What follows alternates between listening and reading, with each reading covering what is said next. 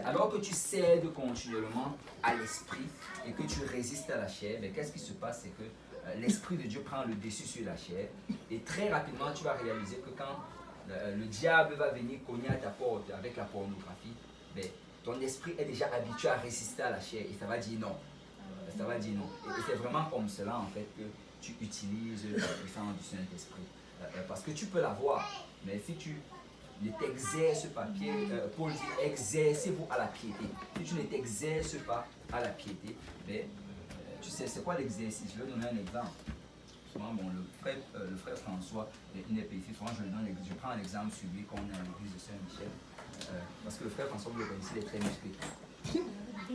Oui. Lui, pour arriver à ces muscles-là, il a dû soulever des charges. Et souvent, lui, pour arriver à des muscles aussi costauds, parce que lui, aujourd'hui, il peut soulever, je crois, peut-être 200 livres. Il peut soulever 200 livres. Moi, je ne peux pas soulever 200 livres. Tu sais.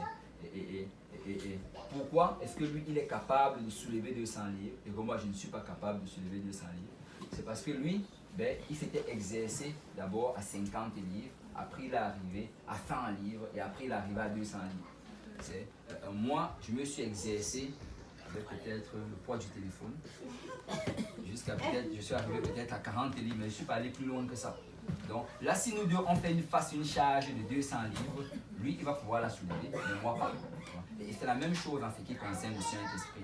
Si tu exerces ça continuellement, ça va devenir plus fort, de telle manière à ce que quand tu vas voir une tentation très forte se présenter à toi, ben, ce serait déjà assez exercé pour pouvoir résister à cela. Et c'est vraiment ça la clé. Vous avez le pouvoir de devenir, pas le pouvoir d'être, mais le pouvoir de devenir. Mais ça prend de l'exercice. Et donc, la Bible dit ici que vous devez persévérer, regardez bien le terme, persévérer dans l'enseignement des apôtres. Donc, persévérer dans l'enseignement des apôtres, ça veut dire que quoi? J'ai reçu cet enseignement que les apôtres ont donné. Et je reste là-dedans. Peu importe ce que j'entends à l'extérieur, peu importe ce que n'importe qui, quel prédicateur prêche n'importe où. Écoute, si ce n'est pas l'enseignement des apôtres, je ne veux rien à faire à voir avec cela.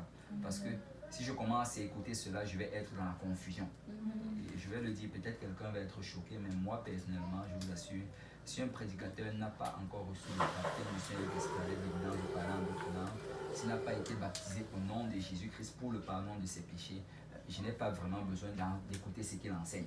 Amen. Je vais vraiment être clair. Pourquoi? Parce que, écoute, s'il n'a pas été capable de saisir Acte 2, 38, qui est aussi simple qu'un enfant de 6 ans peut saisir, ben, je me demande quelle autre chose il n'a pas pu saisir.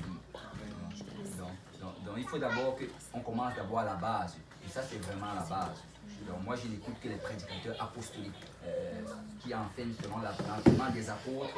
Et la base, vraiment, c'est d'abord la nouvelle naissance. Parce que la nouvelle naissance, c'est plus important que tout le reste. Tu peux être dans l'erreur dans toute autre chose. Mais tu ne dois pas être dans l'erreur dans la nouvelle naissance. Parce que c'est ça qui t'amène au ciel. C'est ça qui t'amène au ciel. Donc la deuxième chose maintenant, il dit dans la communion fraternelle. Il dit persévérer dans la communion fraternelle. C'est quoi la communion fraternelle? La communion fraternelle, en fait, c'est quand on... Peut-être que je vais poser la question. Est-ce que quelqu'un veut essayer? C'est quoi la communion fraternelle? C'est ce qu'on fait ici. Ok, c'est ce qu'on fait ici. Personne est ici. Ensuite, quelqu'un d'autre? C'est partager les pains pour jouer avec un petit peu. Partager les pains, la joie avec les petits. Il y a des propagés quand même qui s'est fait. Il y en a d'autres. Bon. La communion fraternelle, en fait, ce que vous avez dit, c'est bien. Mais il y a encore une autre dimension encore plus loin que cela. Le mot communion, si tu veux le décomposer, il y a commun à l'intérieur. Commun. Et si tu regardes en fait les prochains versets, on dit dans Acte 2, verset 44, tous ceux qui croyaient étaient dans le même lieu et ils avaient tout en commun.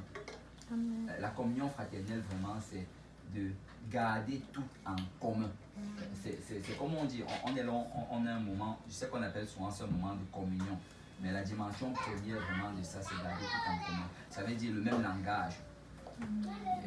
C'est quoi notre même langage? Le langage apostolique. C'est que nous avons reçu des apôtres. La même manière de s'habiller, la même manière d'agir, la même manière d'interagir avec les gens. En fait, quand on regardait en fait, on les appelait pas encore chrétiens, mais quand on les regardait, on avait vu qu'ils avaient quelque chose en commun. Et c'était quoi qu'ils avaient en commun? Ils faisaient tous comme Christ. C'est pour ça qu'ils étaient dans la communion. Et ils avaient tout ensemble, c'était les mêmes choses. Et vraiment, la communion, c'est quoi? La communion, c'est quand tu te décides que je veux juste m'aligner à ce que l'Église fait. C'est vraiment ça la communion. C'est que je crois que mon pasteur enseigne la doctrine apostolique. Je crois que ce qu'il enseigne, c'est ce que les apôtres enseignent dans la Bible et c'est ce que les apôtres ont reçu de Christ. Et moi, ma responsabilité pour garder la communion fraternelle, c'est que moi, je dois mettre mes désirs et ma volonté de côté, juste pour m'aligner à ce que l'Église est en train de faire.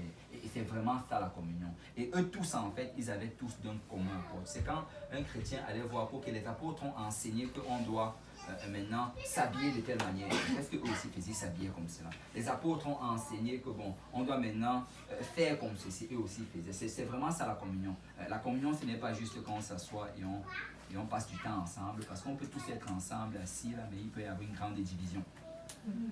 On peut être tous ensemble là, mais les pensées les uns contre les autres ne sont pas en accord. Et c'est pas, la vraie communion, c'est quand tu décides. Et pour qu'il y ait communion en passant, pour qu'il y ait communion, il faut que les gens se soumettent. C'est impossible d'avoir la communion si chacun a sa propre volonté. C'est impossible. C'est pour qu'il y ait communion, il faut que deux personnes, peut-être l'un voulait aller à gauche, l'autre à droite. Il faut que l'un d'entre eux dise, okay, tu sais quoi, je vais mettre ma volonté de côté, on va du côté où tu dis.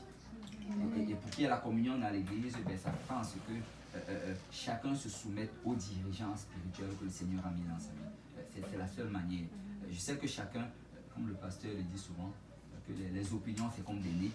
Chacun en possède un. Mais pour qu'il y ait la communion dans l'église, il faut qu'on mette nos opinions de côté. Et qu'on demande qu'est-ce que les apôtres ont dit. Pasteur, qu'est-ce que les apôtres ont dit. Et donc ça, c'était vraiment le deuxième point. Et là, je vais essayer d'accélérer. Le prochain point, il disait, la communion fraternelle, la fraction du pain. La fraction du pain, c'est ce que vous avez mentionné tout à l'heure. C'est ça qu'on va faire ici.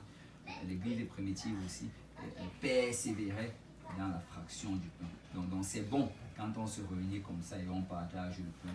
C'est bon de le partager avec joie. C'est un moment justement où on peut parler ensemble, où on peut interagir. Et je me rappelle en fait quand je venais d'arriver à l'église, on en a fait beaucoup de ces affaires-ci. Et je crois que c'était une chose qui nous gardait vraiment unis. Et c'est vraiment une bonne chose que je vois comment c'est en train de reprendre. Et vous savez, plusieurs d'entre nous aujourd'hui, on était baignés dans des appartements. Tu sais, c'est une bonne chose que souvent tu ouvres ton appartement pour inviter les jeunes, pour inviter les autres.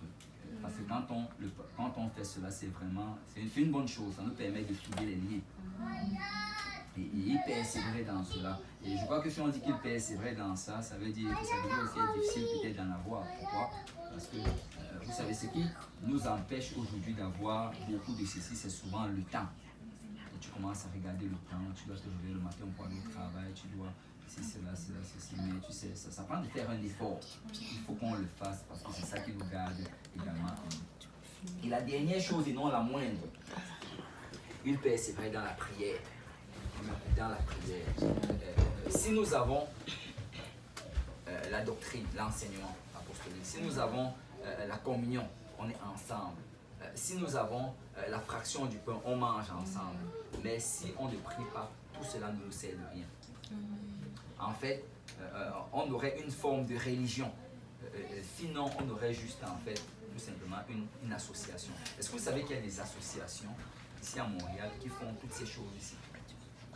Ils se rencontrent, et même plus que vous ne vous rencontrez. Ils ont les mêmes pensées, ils investissent beaucoup dans leur association. Ils ont des choses qu'ils enseignent entre eux. Il y a des associations qui le font. Mais la différence entre l'association et l'église, c'est la prière. C'est vraiment la prière. Si nous faisons tout ceci et que personne ne prie, ben, l'Esprit de Dieu ne sera pas là et ultimement, ben, ça va être détruit.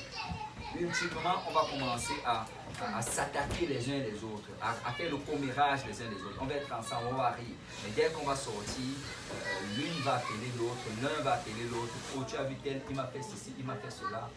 Et ça ne va mener nulle part. Mais ça prend vraiment la prière. Non seulement nous devons prier individuellement, nous devons avoir notre vie de